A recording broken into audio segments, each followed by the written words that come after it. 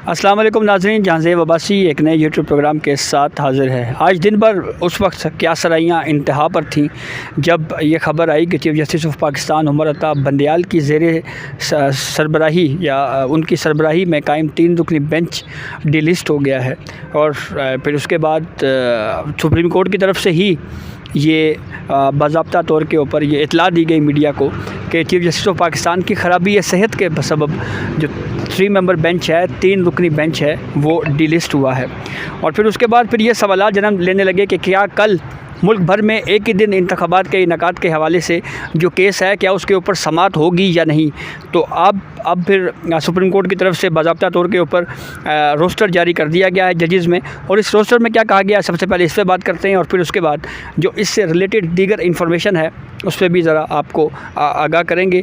तो जो duty roster जारी किया गया है उसमें यह कहा गया है जी कि चीफ़ जस्टिस उमर अता बंदयाल जो हैं वो कल 11 बजे तक चैम्बर वर्क करेंगे। और फिर उसके बाद जो 11:30 बजे जो है वो चीफ़ जस्टिस उमर अता बंदयाल की सरबराही में जस्टिस एजाजुल एहसन और जस्टिस मुनीब अख्तर पर मुश्तमिल 3 रुकनी खसूसी बेंच मुल्क भर में एक ही दिन इंतखाबात के इनेकाद के हवाले से जो एक शहरी की दरख्वास्त है जिसके ऊपर ऑलरेडी सवालात मौजूद हैं, वो शहरी कौन है, उसका क्या बैकग्राउंड है, ये दरख्वास्त सुप्रीम कोर्ट में कैसे आई, क्यों फौरी तौर के ऊपर इसको समाअत के लिए मुकर्रर कर दिया गया।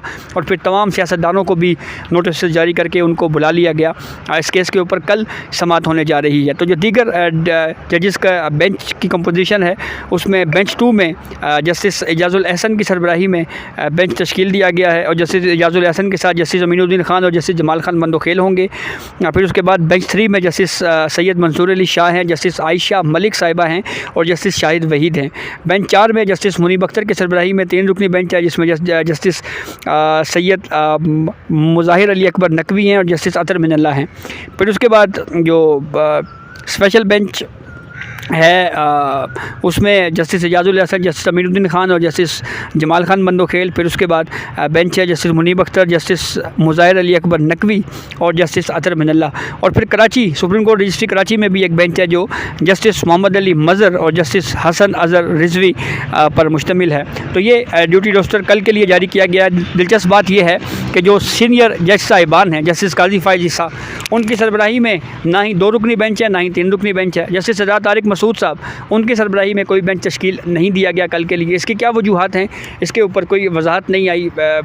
क्या सराइयाँ काफ़ी ज़्यादा हैं, ये सवालात भी उठाए जा रहे हैं। जस्टिस सरदार तारिक मसूद, जस्टिस काजी फ़ाइज़ ईसा जो हैं उनको बेंचेस में क्यों नहीं बिठाया जा रहा, क्या वजूहात क्या हैं, इस हवाले से मुकम्मल खामोशी है। और ये भी सवालात उठाए जा रहे हैं कि इन 2 मोस्ट सीनियर जजेस को साइड लाइन करने के हवाले से भी काफ़ी ज़्यादा चहमगोइयाँ हो रही हैं।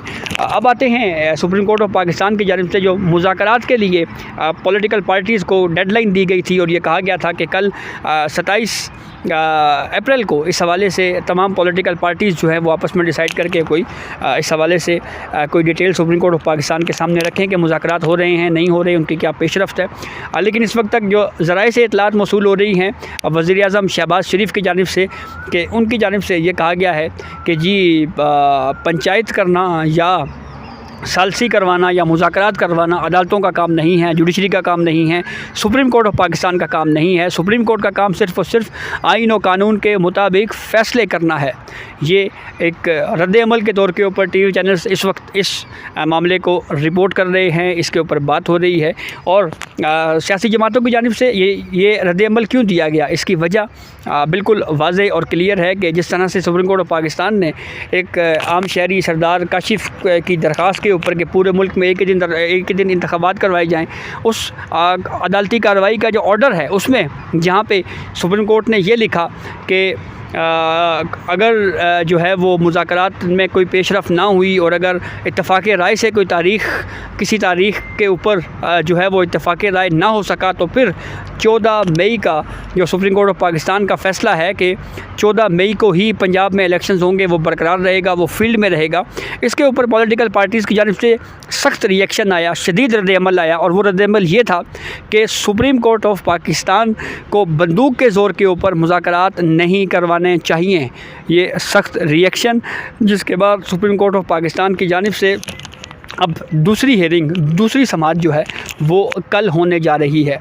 बीच में हमने देखा कि ईद उल फितर की वजह से वक्फ़ा आया, ब्रेक आई, और उस ईद उल फितर के मौका के ऊपर भी फिर कुछ ऑडियो लीक्स, मुबैना ऑडियो लीक्स सामने आए, जिसके ऊपर भी बहुत ज़्यादा बातें हो रही हैं, बड़ी क्यासराइयाँ हो रही हैं। बिलखुसूस ईद के दूसरे दिन एक मुबैना ऑडियो लीक सामने आई, जिसमें ये क्लेम किया गया कि chief justice of Pakistan Umar Ata Bandial की जो सास हैं वो बात कर रही हैं ख्वाजा तारिक रहीम की अहलिया के साथ, और उसमें भी बड़ी कुछ गुफ्तगू। फिर साबिक़ चीफ जस्टिस मियां साकिब निसार और ख्वाजा तारिक रहीम के दरमियान एक मुबैना ऑडियो एक और आई, जिसमें फिर जो कंटेम्प्ट ऑफ कोर्ट के हवाले से भी किसी अदालती फ़ैसले का हवाला दिया गया, और इस तरह की बातें भी हो रही हैं कि शायद सुप्रीम कोर्ट ऑफ पाकिस्तान की जानिब से कंटेम्प्ट ऑफ कोर्ट की प्रोसीडिंग इनिशिएट करने के लिए भी कुछ सोचा जा रहा है। तो ऐसी सूरत हाल में फिर जो है वो ये लग रहा है कि जैसे हुकूमत की जानिब से भी कोई तैयारी की गई है एतमाद के हवाले से। जैसे सुप्रीम कोर्ट ऑफ पाकिस्तान ने अपने उस ऑर्डर में लिखा था कि जो हुकूमत है उसको पार्लियामेंट में मुकम्मल जो है वो एतमाद होना चाहिए, प्राइम मिनिस्टर को मुकम्मल एतमाद हासिल होना चाहिए पार्लियामेंट का। तो ये भी कहा जा रहा है कि कल मुमकिन तौर के ऊपर वज़ीर आज़म शहबाज शरीफ पार्लियामेंट से एतमाद का वोट भी ले सकते हैं। काफ़ी ज़्यादा सूरत हाल जो है वो दिलचस्प होती जा रही है। सुप्रीम कोर्ट और पार्लियामेंट दोनों इस वक्त आमने सामने खड़े हैं, और कशीदगी जो है वो कम होने का नाम ही नहीं ले रही। और इसके ऊपर भी बात हो रही है कि सुप्रीम कोर्ट ऑफ पाकिस्तान का काम जो है वो आईन और कानून के मुताबिक फ़ैसले करना है, ना कि सालसी करना, ना कि पंचायत करना। और इसके ऊपर भी ये एतराज़ात उठाए जा रहे हैं कि सुप्रीम कोर्ट ऑफ पाकिस्तान अगर फुल कोर्ट तश्कील दे देती, अगर तमाम दस्तयाब जजेस के ऊपर बेंच तश्कील दे दिया जाता, तो आज जो जिन हालात का इस वक्त सामना है वो हालात उन हालात का सामना ना करना पड़ता। ये जो क्राइसिस है ये शायद जन्म ना लेता। लेकिन अब कल दूसरी जानिब जो 21 अरब रुपये की फ़राहमी है, फ़ंड्स की फ़राहमी का मामला है, वो भी कल चैम्बर में मुमकिन तौर के ऊपर उसके ऊपर भी कोई ऑर्डर आ सकता है। फिर उसके बाद कुछ दीगर गुमनाम शहरियों की जानिब से दरख्वास्तें भी सुप्रीम कोर्ट में आई हैं। मिसाल के तौर पे एक दरख्वास्त सुप्रीम कोर्ट में ये भी आई है कि supreme court of Pakistan Punjab और खैबर पख्तूनख्वा की जो दोनों असम्बलियाँ हैं उनको दोबारा बहाल कर दे। ये मुतालबा जो है वो एक दरख्वास्त की सूरत में किया जा रहा है।